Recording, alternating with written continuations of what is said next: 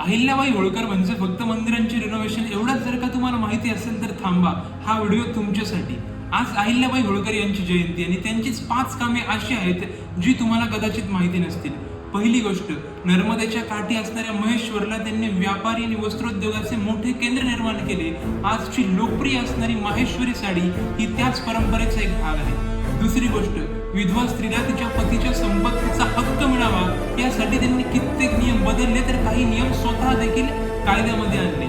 तिसरी गोष्ट, काशीच्या मंदिराचा जीर्णोद्धार अहिल्याबाई होळकर यांनीच केला. मात्र त्याचबरोबर स्क्रीनवरती दिसणाऱ्या या सर्व मंदिरांचा जीर्णोद्धार आणि पुनर्स्थापना ही देखील अहिल्याबाई होळकर यांनीच केली. तत्कालीन काळी स्त्री सती जाणं ही परंपरा अगदी सामान्य होती. त्या परंपरेला विरोध हा देखील अहिल्याबाई होळकर यांनीच केला. आणि 5वी आश्चर्यकारक गोष्ट की त्यांनी आपल्या राज्याचा तोफखाना हा स्वतः निर्माण करून आपले संपूर्ण सैन्य हे परिपूर्ण बनवले.